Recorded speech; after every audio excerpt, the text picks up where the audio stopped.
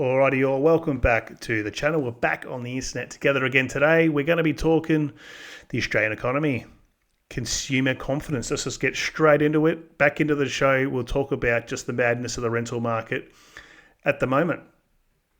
Let's do it.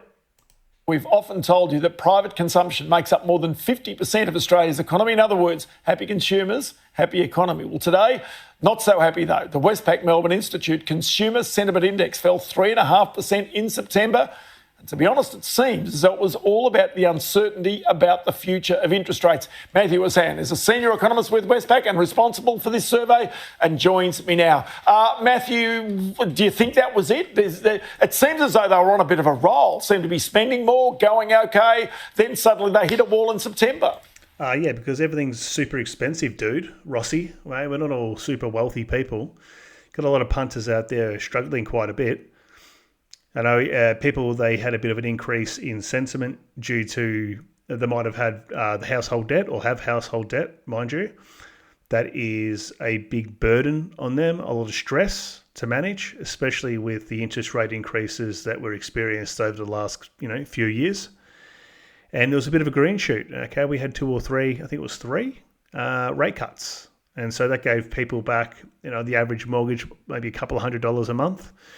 And look, that's not life-changing money, but it definitely takes the pressure off. And so people were starting to have a bit more of a positive feel. It's been a tough few years. Maybe things are going to turn. But that isn't what's happened. It's looking like now inflation probably isn't beaten. It's starting to tick up again. And those optimistic views of having more rate cut relief for the average punter, I'm not talking about Clive Palmer or anyone like that, the average punter out there have dwindled. And so what's going to happen? People stop spending money.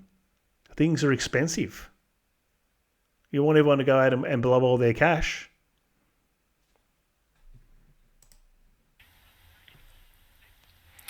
Yeah, absolutely. A couple of months now, we've seen back-to-back declines, down 6.5%.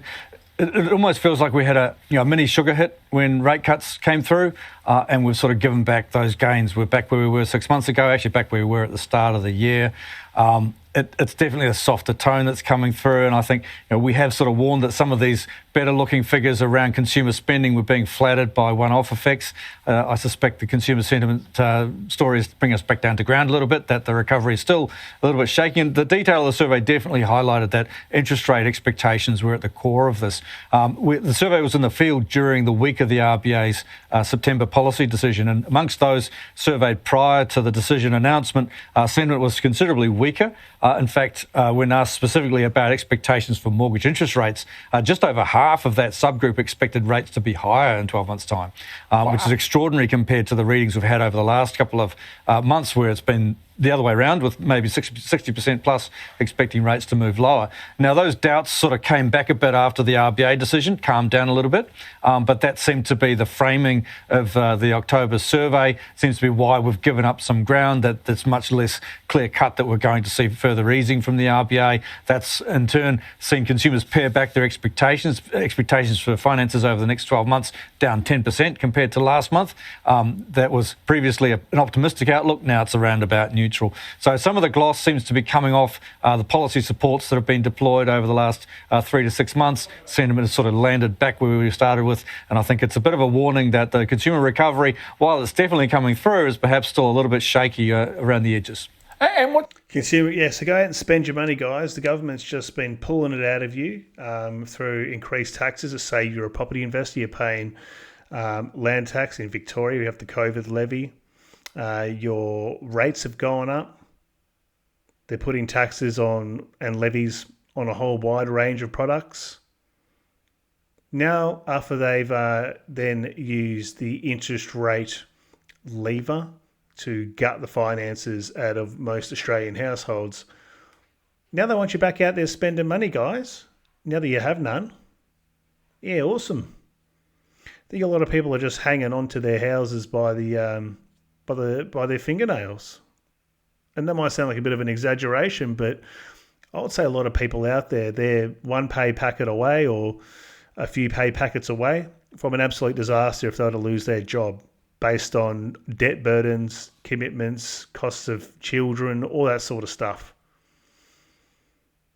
The economy isn't great.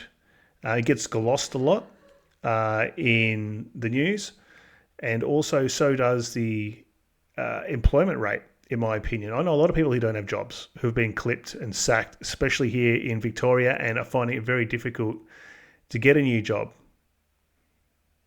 So we've had quite a few years of harsh economic conditions that have made people very protective of their money. And now it's like, oh, well, why aren't people optimistic? Why are they out spending money now? We gave them 1 rate cut or 2 rate cuts. It's because that's not enough. It said maybe some people will go out and below that, in one hand out the other. Majority of people are going to hang on to that, trying to create some sort of buffer. Because I was optimistic. I thought we're probably going to get a few more cuts maybe this year. I don't think we will. I'm debating now. I think this could be it. I've wound back my expectations. I thought we might be up for another 3 or 4 maybe.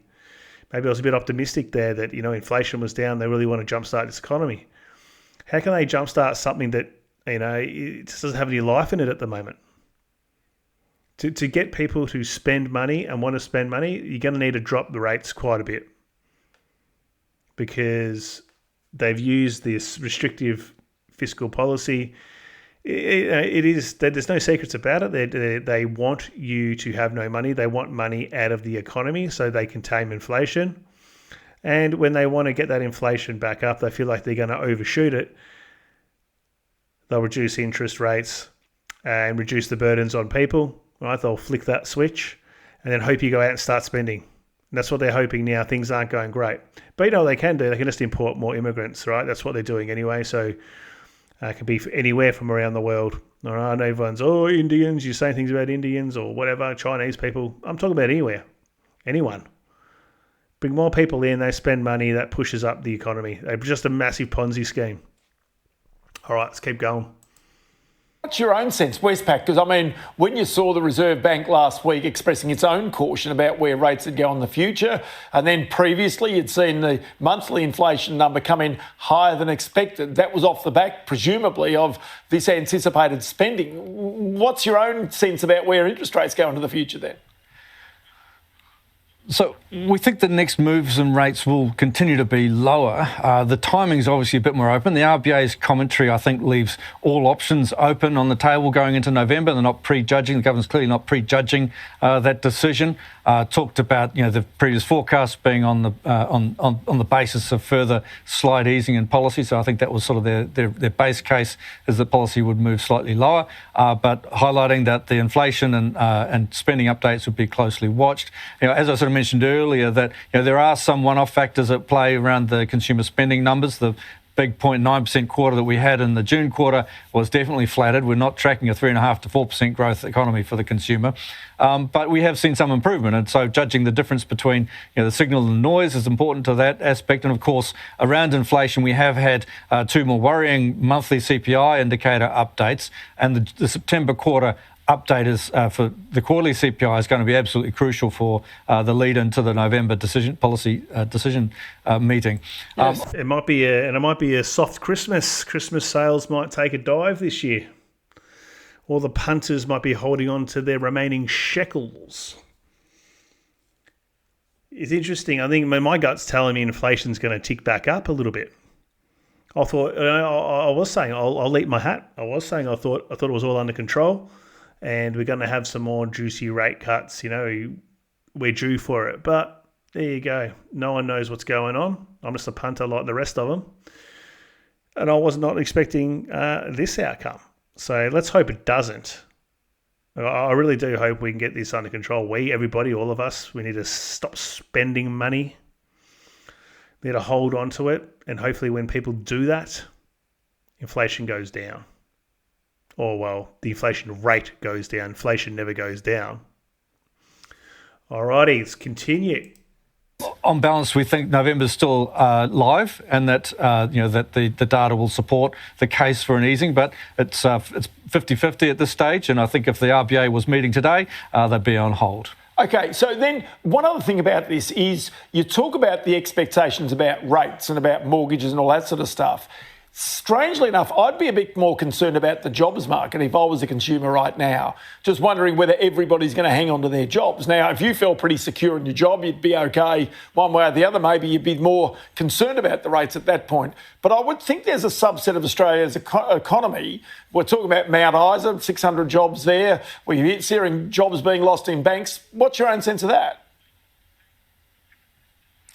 Well, there may be these subgroups and segments where job loss concerns are more pronounced, but across the wider economy, it's just not an issue at the moment. In fact, if anything, confidence around jobs improved slightly in the month of October. It's basically around about average. Unemployment expectations index, where we ask consumers where they expect unemployment to go over the next 12 months, is around about its long-run average. That's consistent with a stable labour market rather than one that's tightening or growing above trend.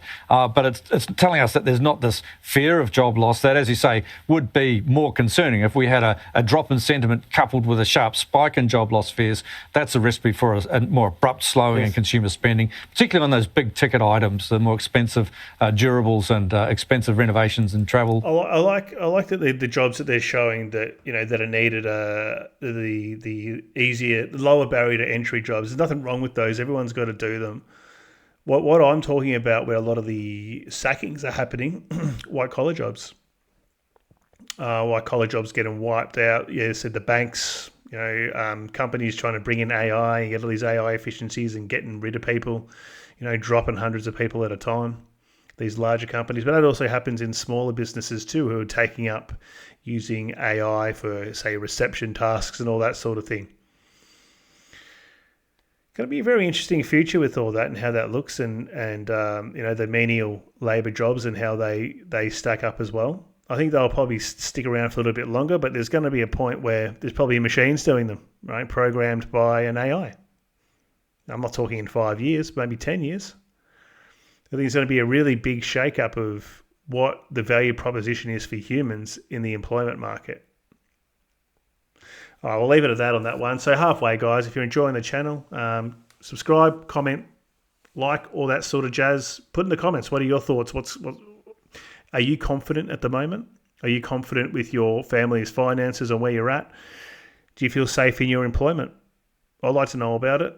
I know I can come off a bit pessimistic at times, but maybe that's because I'm probably exposed to a lot of people who are out of work at the moment. So I'm sure that's not widespread, but, it is what it is. All right. Let's continue going. So Australia's rental market, that's a complete basket case. And there was another headline on that previous video that we were talking about before, which was talking about Australian property growth. And the forecast is for it to reach 15-year highs in growth rate. So, there's been a lot more petrol thrown on that property fire. I would love to hear from people in the comments if you're someone who is hoping, you've got FOMO, you're sitting on the fence, you're hoping you can get in before it takes off again. I wouldn't want to be in that position. There's going to be a lot of people rushing. There's going to be a stampede because this 5% deposit scheme is going to just have a lot more people out there who can borrow equity. All right. Rental experience. We are in the grips of a housing crisis, and it's no secret renting is expensive. In fact, Australia is officially one of the most expensive places to rent on the planet. New figures out this month. And I'll correct myself there. I said borrow equity. I meant going to credit, borrow credit from the banks.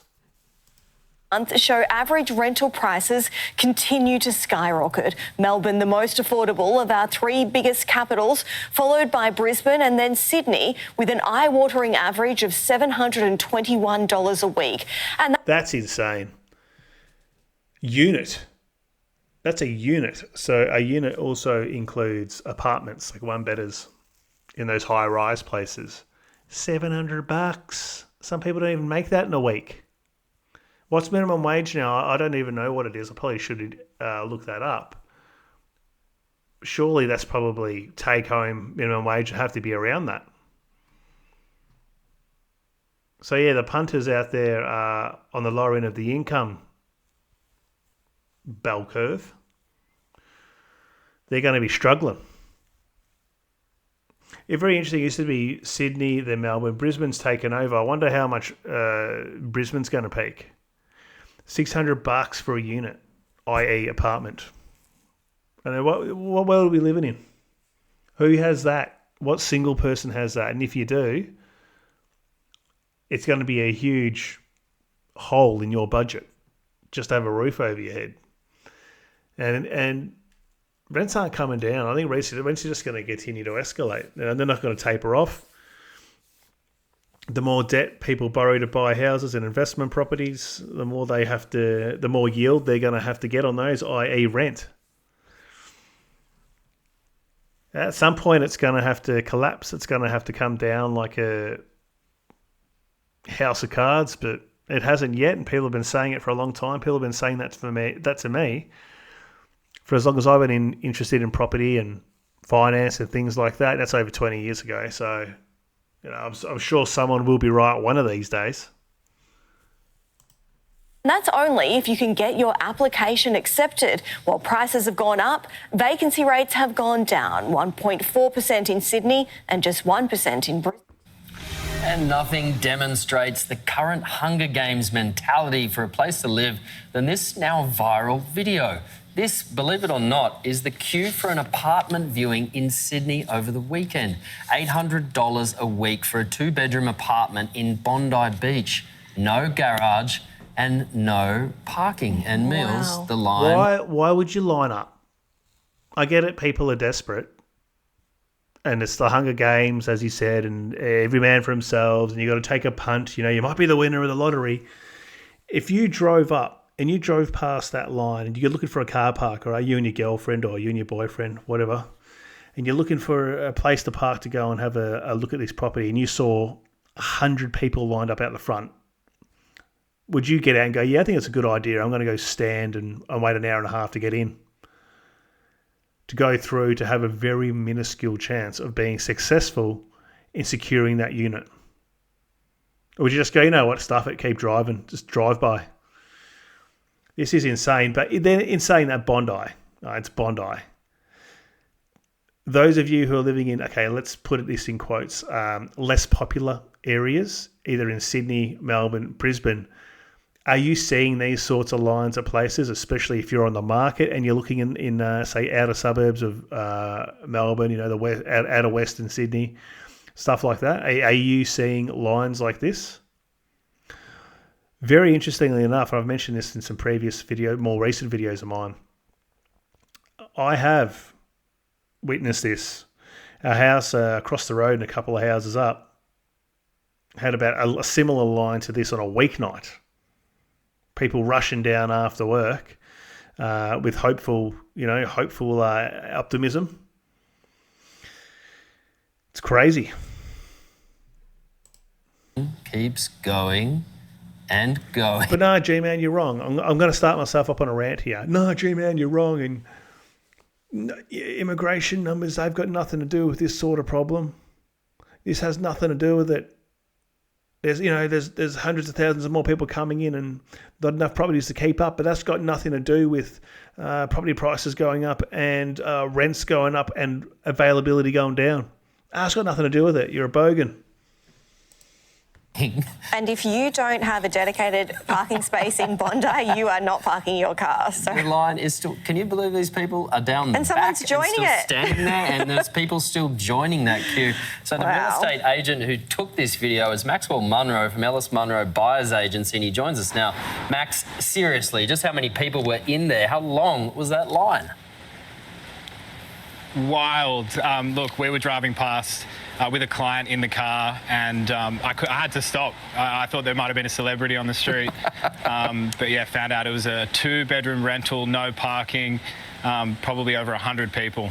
Yeah, and more people inside. That was just outside, right? Yeah, I mean, I only saw the footage later on that it went all the way up the stairwell.